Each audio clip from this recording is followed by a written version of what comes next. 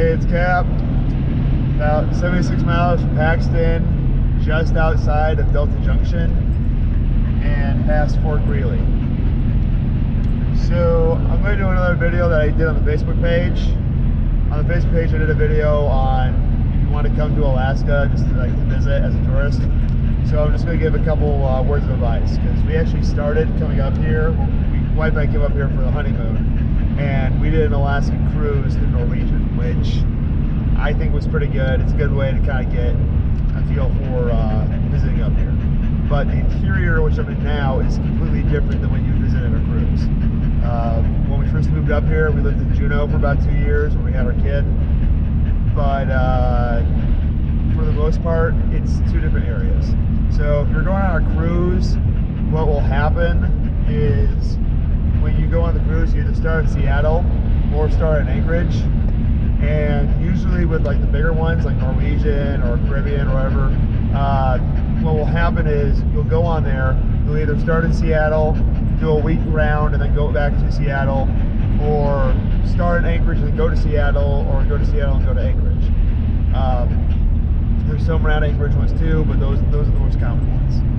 There's some smaller cruise lines too, like National Geographic, they do a cruise, as well as on Alaska. They're actually based out of Juneau, and you would fly to Juneau, spend the night in one of the historic hotels, and then go out with them. And then they drop you back off in Juneau and you fly out from there, which they are a good option as well, but it's up to you. If you go on the cruises, you're going to get the southern part of Alaska, and those areas are a little bit different. Like Juneau is an actual rainforest, and it doesn't get as cold as it does like here in the interior where I'm at right now. So if you go on those cruises, they're a nice little tourist trap, nice little thing to see everything, and you get an idea. It's not as cold as everybody thinks it is. Like during the summer, you know, it's usually t-shirt weather. Back here, it's usually t-shirt weather. When I was in Juneau, it didn't get any hotter than 70, and during the winter, it doesn't get any colder than about 0. Here in the interior, it gets to about -40s. But the cruises are usually a good way to go. I do recommend on Alaska, just because they're a local group. Norwegian, which the wife and I originally went on, was pretty cheap and was a good overall view of everything. You got a good feel of the southern area, and just kind of a lot of those towns, their heyday is the ships, and they're pretty much dead during the winter. Even Juneau is completely different from summer to winter. So those are things to keep in mind. Now, National Geographic, I don't know a lot about them, but I know a little bit because when I worked in Juneau, I would actually talk to some of the people who ran and were members of the National Geographic boat crew. And what their tour is literally it's a smaller boat, and all they do is just take pictures for about a week.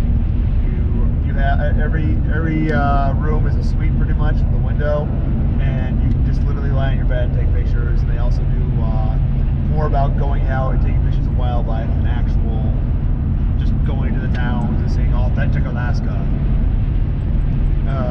Especially the authentic Alaska that's only there for the summer, then leaves or shuts down completely. Or like Great Escape that punishes people for homeless people druggies breaking into their shack and stealing their tablet. So the entire town has to be punished by not getting a town-only timeline for Great Escape, which is an amazing restaurant, because some random druggie decided to break in and steal their stuff that they shouldn't have left in their shack in the first place. But anyhow, if you want to visit the interior, the most common time is summer, of course, where you can do the Alaska Highway. Winter's not bad too. Even like Juneau or Haines, like those smaller areas, I recommend, don't do the winter. I mean, nothing's going to be open, but if you want to see the sights, if you want to see stuff that most people don't see, then that's the time to go. Especially here in the interior as well, near Fairbanks. That if you just want to go see the sights, see the land, this is when you need to go. Things are cheaper, it's less touristy. The Salmon Bank at Fairbanks isn't even open. Like none of the touristy things that people consider authentic Alaskan isn't open, because a lot of it's just people living their lives. But you can get better deals. Like there's a hotel that my mom stayed at during Christmas. Usually it's about $140, $150 a night room. We got it for about $70. And there's a lot of stuff like that too. But there are still some tourist shops open around here, like the Naughty Shop. They're still open. So you can still find stuff to do. You can still find things. There are winter groups out here that literally just do hikes and like snowshoeing during the winter. And they'll do like video and picture tours as well. So you can find stuff to do. There are things to do out here. So I do recommend, if you want to try or want to at least check it out, an area that most people don't see, to try during winter.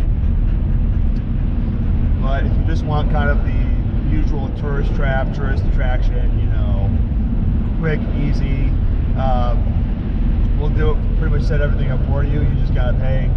Then do the cruises. The cruises are nice. The cruises are easy. That's how the wife and I originally came to Alaska for the first time.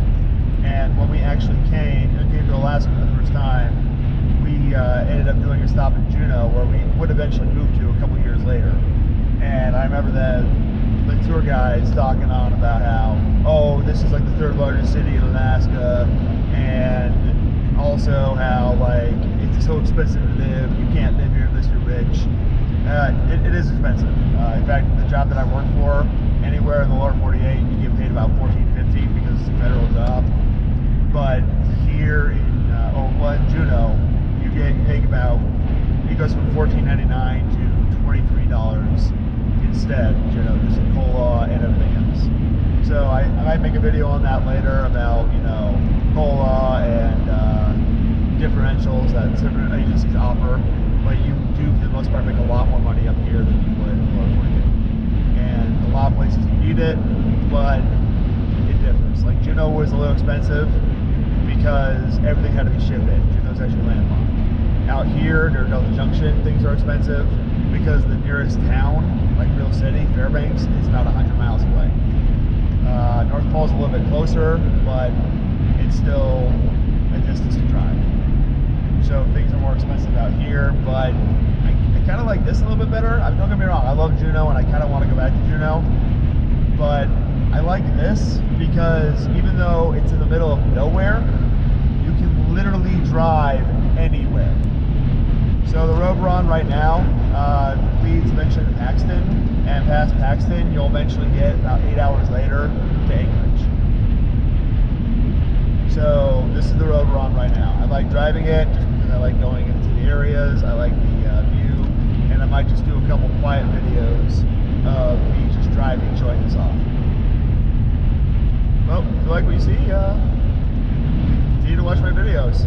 I know this, and the more followers I get, you know, hopefully I can make something out of this. If I do make any cash off this, which I doubt, it will all go to pretty much buying better equipment, buying better gear.